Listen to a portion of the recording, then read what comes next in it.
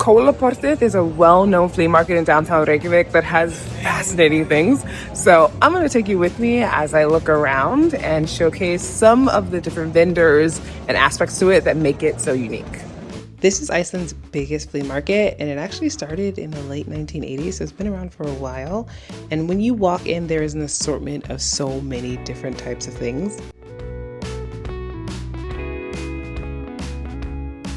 While there are vendors who are selling things from different parts of the world, one of the more Icelandic things are the traditional foods that you can get access to here. So I'm talking about fermented shark, some of the sweets. There is types of meat like foal meat, horse, puffin, sheep's head, different types of things, whale. Like, it's a lot of stuff going on there.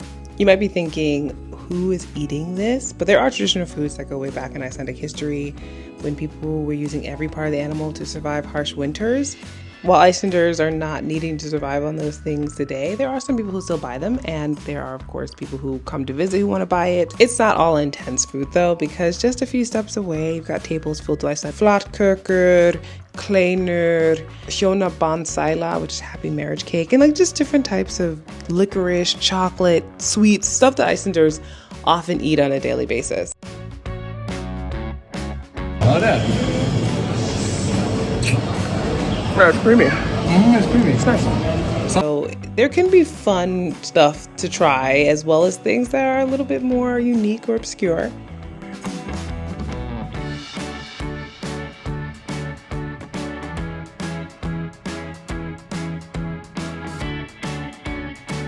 What's always really cool to me is that when you think you understand this place, if you're visiting for the first time, you walk into a next section and then suddenly it's just vintage chaos. And I mean that in the best way possible.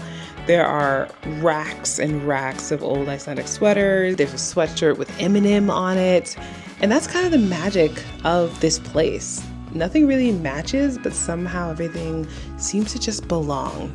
You'll find old books in Icelandic, random collectibles. There are, of course, handmade items.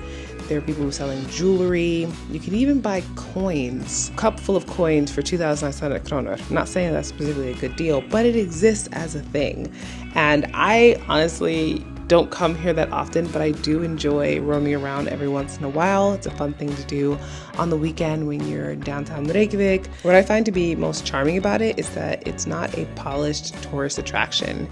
And to me, that's why it works. I think a mix of the tourist attractions, kind of the more well-known ones, and places like this are what make Reykjavik interesting. And that's why I created my Iceland Map, because Kolaportið isn't always the first thing you'll see on a typical Reykjavik itinerary, but it is one of those spots that gives you a completely different feel for the city. One that is local and has a traditional vibe, some like custom things.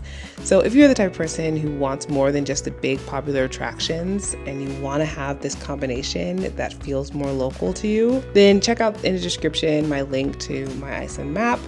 It has over 300 of my personal recommendations all around the country. So well-known spots to hidden gems, places to eat, things to do, all of that curated based on my experience living here.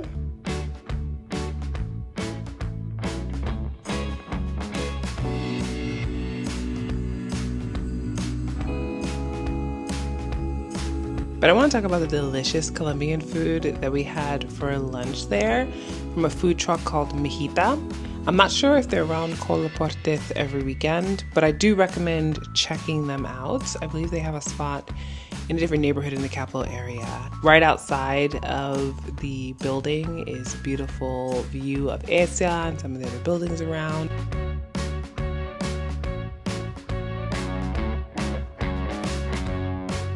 As you can see, a ton of variety, fascinating things inside of there. And honestly, I mean, as a local, I don't come that often, but if you're visiting and you want to have something just to roam around, check out, it is fun to come here, especially on the weekend because it's only open then from 11 to 5. Feel free to let me know if you would try any of those like delicacies that I showed. And for some more tips about Iceland, in particular travel advice, you can check out my playlist that's below. As always, thanks for watching, and I'll see you in the next one.